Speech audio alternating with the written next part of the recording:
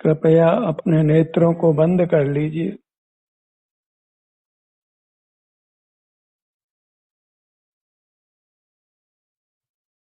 ध्यान सत्र के दौरान अपने नेत्रों को बंद ही रखिए।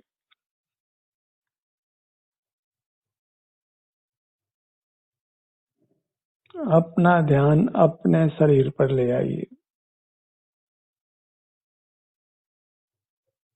बंद नेत्रों से अपने आभ्यंतर अमूर्त शरीर पर।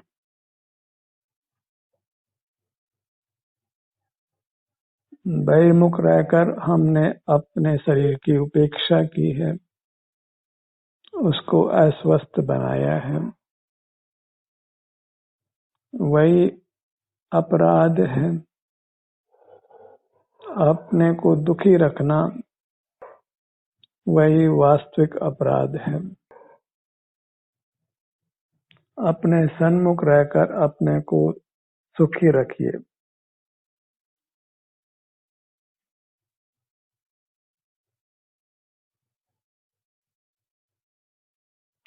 अपने शरीर से जुड़कर रहना है,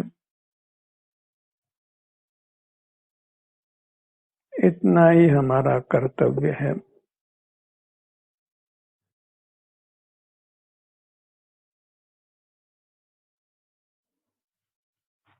अपने शरीर के सन्मुख रहने से ही अपना शरीर स्वस्थ रहता है और शरीर के स्वस्थ रहने से ही हम सुखी रहते हैं।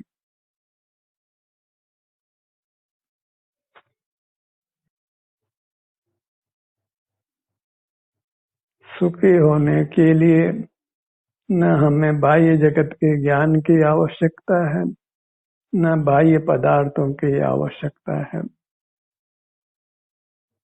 बस अपने शरीर से युक्त रहने की आवश्यकता है।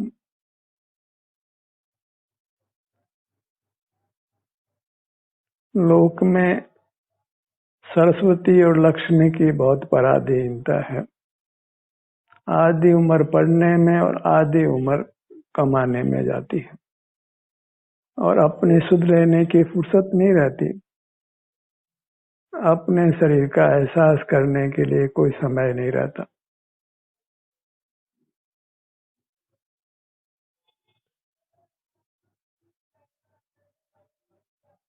इस प्रकार हम अपने शरीर को अस्वस्थ बनाते हैं, अपने को अस्वस्थ बनाते हैं। वही आत्मघात है,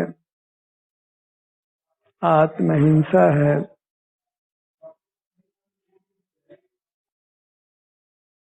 जिससे बड़ा दूसरा कोई पाप नहीं।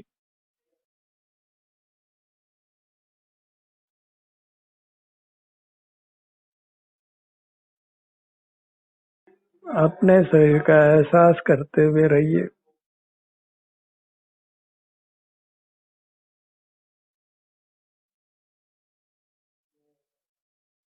अपना एहसास करने के लिए अपने ही सुझाव, अपने ही प्रेरणा की आवश्यकता है।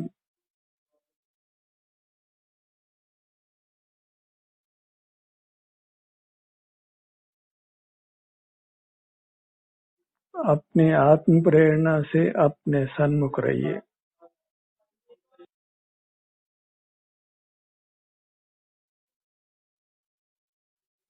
अपने विस्तार को बराबर लक्ष्य में रखिए।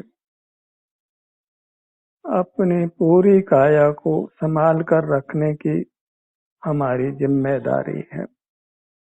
हर अंग को हमने स्वस्थ रखना है, उसका एहसास संवेदन करके। किसी भी अंग की उपेक्षा हमें बहुत भारी पड़ सकती है।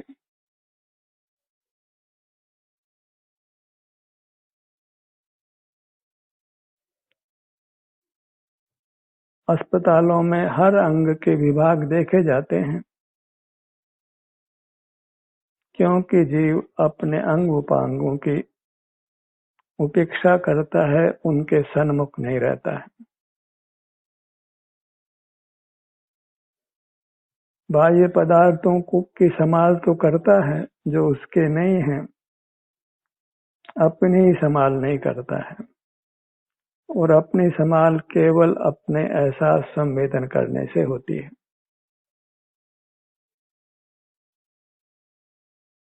कदाचित शरीर के स्वस्थ रखने के प्रश्न आता है तो ये खाना ये नहीं खाना, इतने मात्र तक हम इसको सीमित करते हैं।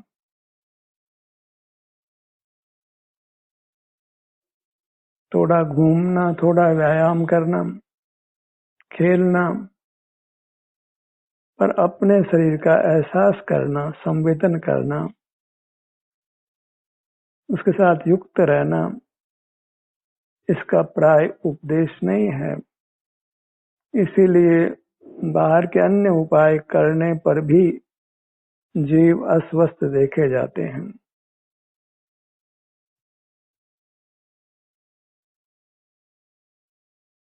खाने के मामले में सावधानी बरतने वाले, खेलने वाले और अन्य प्रकार से अपने को स्वस्थ रखने का उपाय करने वाले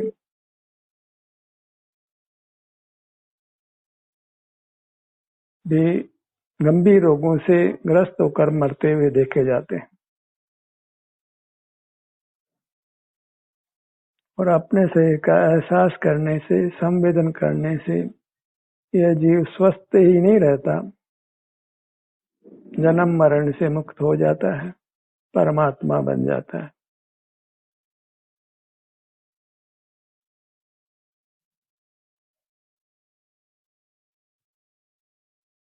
बाहर के उपायों में जीव बहिर्मुख रहता है और बहिर्मुखता में उत्तम स्वास्थ्य की प्राप्ति होना संभव नहीं है।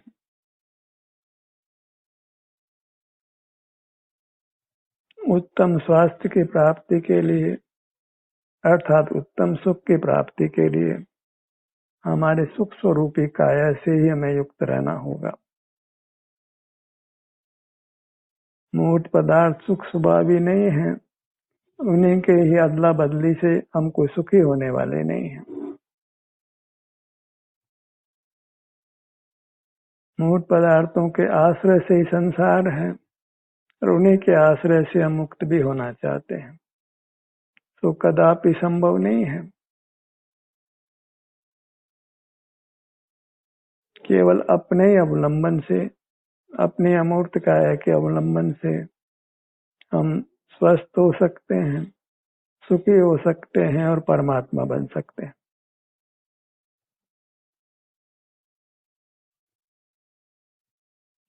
इतना सा उपाय हमें करना है अपने आप को स्वस्थ, सुखी और अनंत काल तक सुखी रखने के लिए, जन्म मरण की परंपरा से मुक्त रखने के लिए। अन्यथा ये मनुष्य जन्म में तो हम सुखी नहीं रहते, बाद में भी हीन योनियों में, क्षुद्र योनियों में जन्म लेकर नाना दुखों को भोगते हैं। हमें अत्यंत सावधान हो जाना है अपने आप को दुखों से बचाए रखने के लिए।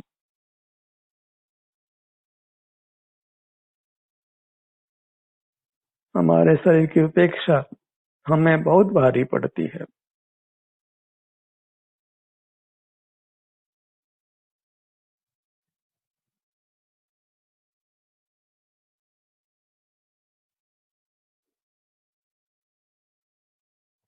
यही जन्म है जब हमें अवसर मिलता है अपने से युक्त रहकर अपने को स्वस्थ और सुखी रखने, कर्म बंधन से मुक्त करने और परमात्मा बनने के लिए।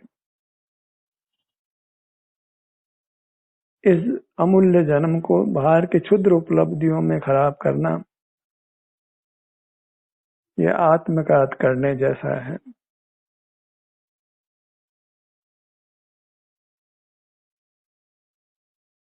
अपने को ही उपलब्ध कर लेना है और सुखी हो जाना है।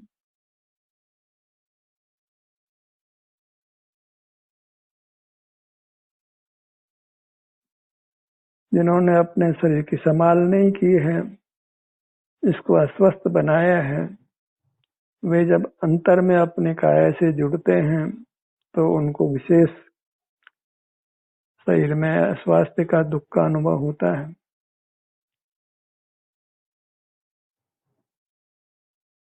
उनको घबराना योग्य नहीं है। जो भी अप्रिय संवेदना मिलती है उसको भोग लेना ही दुख मुक्ति का उनके लिए उपाय है।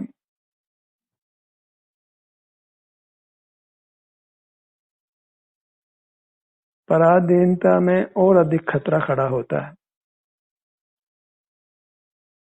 हम अनजाने कष्ट में जा पड़ते हैं।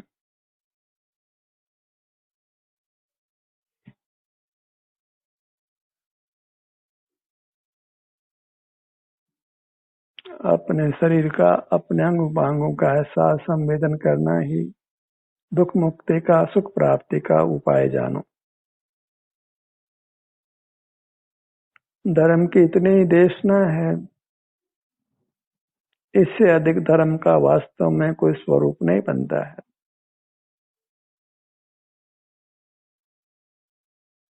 अन्य सब उपाय जीव ने इस जन्म में किए हैं, अन्य जन्मों में भी किए हैं, पर संसार हमारा ज्यों का त्यों खड़ा है।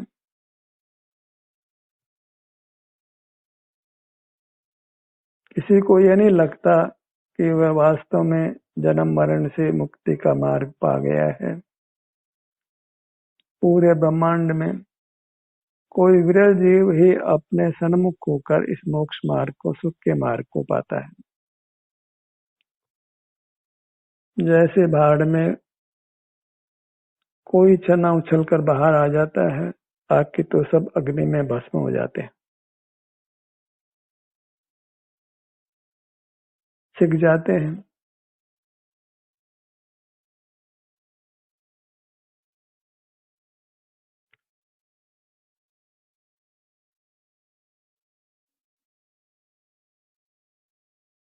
जहां भी स्थित हो वहां आप अपने ध्यान को लाइए। इतनी आपको आजादी है अपने सिर से पांव तक।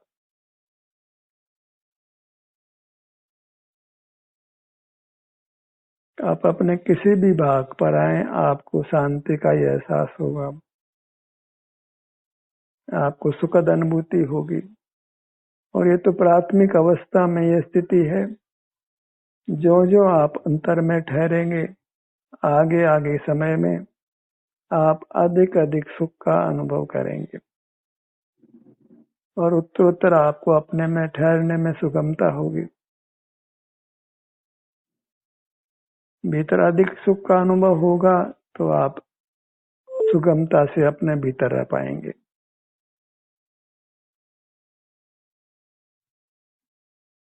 इस प्रकार आगे आगे समय में शुद्धि अधिक अधिक बढ़ती जाती है, स्वास्थ्य अधिक अधिक सुखद होता जाता है।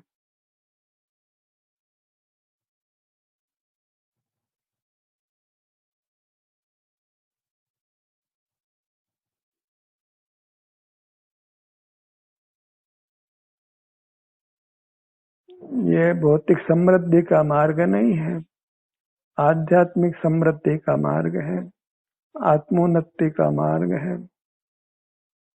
काल में भले आर्थिक उत्थान की बात की जाती हो, उसी को उन्नति माना जाता हो, और वास्तव में तो आत्मा की उन्नति ही वास्तविक उन्नति है। अपना स्वास्थ्य अच्छा रहना ही वास्तविक लाभ है।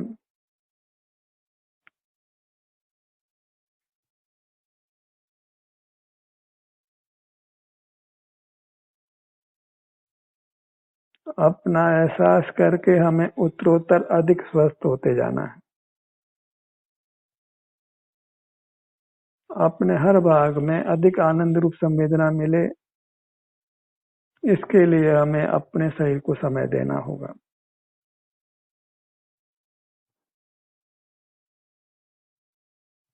शरीर शब्द हमको भी लागू पड़ता है और मूर्त पुद्गल को भी लागू पड़ता है, क्योंकि पुद्गल ने और जीव ने दोनों ने शरीर का आकार धारण किया है।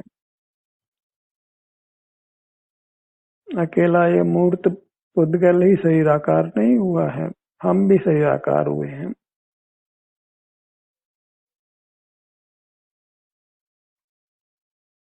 शरीर शब्द के अर्थ में शरीर को मात्र अचेतन मत जानिए, नहीं तो शरीर के हाथ में हिंसा नहीं मानी जाएगी। शरीर की रक्षा अहिंसा है, शरीर का घात हिंसा है, ये लोक में प्रसिद्ध है और वह सत्यार्थ है। इसलिए शरीर की रक्षा कीजिए, वही परम अहिंसा धर्म है, उससे ऊंचा धर्म कोई नहीं है।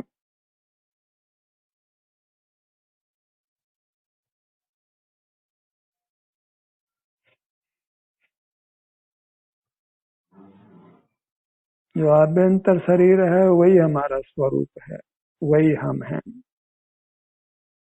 उसी को हमें आनंद रूप बनाना है, कर्म के बंधन से छुड़ाकर उसका आनंद प्रकट करना है। जो आनंद कर्मों से आवृत है उसको हमने अंतर में ठहर कर प्रकट करना है।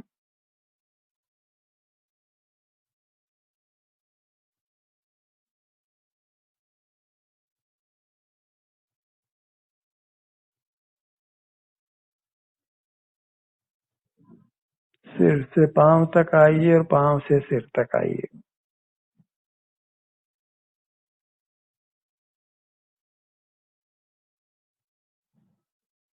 क्योंकि यही हमें सुख की प्राप्ति होने वाली है।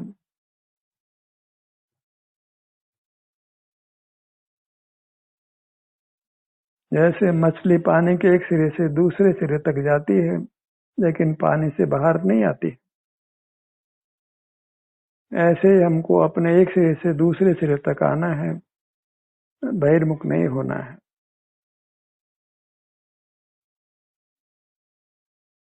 आत्मरक्षा का इससे भिन्न कोई उपाय नहीं है।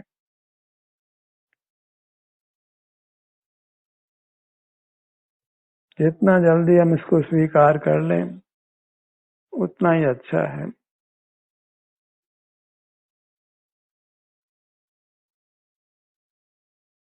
सारा जगत सुख के लिए बाहर ही जूझ रहा है, प्रयत्नशील है और इस ऐसा प्रयत्न करते करते अपनी आयु पूरी कर लेता है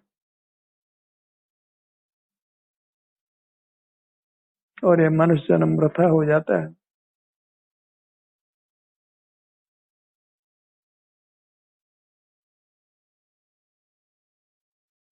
बस एक अपने को ही पा लेना है।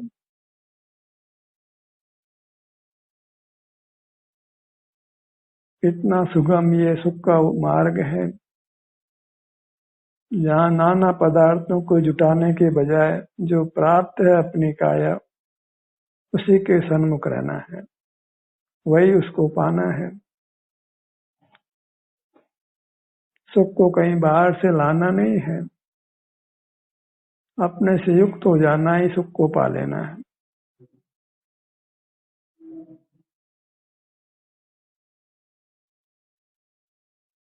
प्रकृति ने हमें सुखरूप बनाया है, परमात्मा बनाया है, हमें बस उस परमात्मा को प्रकट करना है।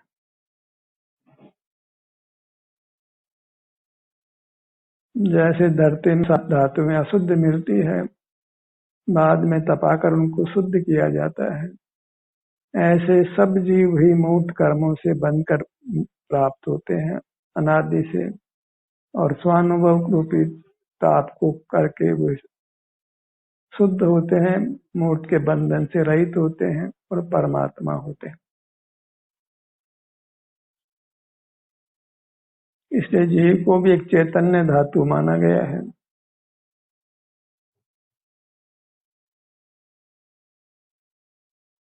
जैसे स्वर्णकार स्वर्ण को शुद्ध करता है,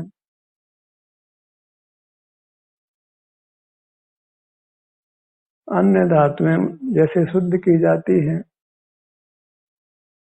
ऐसे ही हमको ये जीव रूपी चैतन्य धातु को शुद्ध करना है।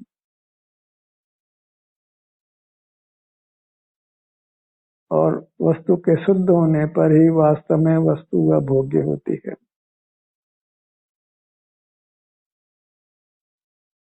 पानी भी गंदा हो तो पीने योग्य नहीं होता है, उसको प्योरीफाई करके ही उसको हम पीने योग्य बनाते हैं। ऐसे अपने इस आत्म तत्व को जो अभी मनुष्याकार है उसके सन्मुख रहकर हमें इसको शुद्ध करना है, तभी ये हमें आनंद का भोग कराने वाली है। जितने भी पूर्व में संत हुए हैं उन्होंने बस आत्मशुद्धि करने का ही मार्ग बताया है, अपने में युक्त रहने का, अपना ध्यान करने का, अपने में लीन रहने का। उन्होंने अपने आप को भौतिक जगत से, मूर्त पदार्थों से मुक्त किया है। अपने इस अवलंबन से, स्वावलंबन से अपने में लीन रहकर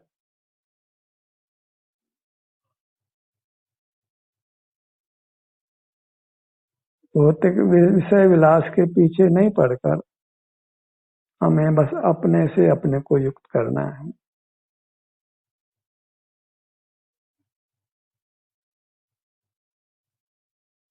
अपने नाम का स्मरण कीजिए, अपने अंगों का नाम स्मरण कीजिए,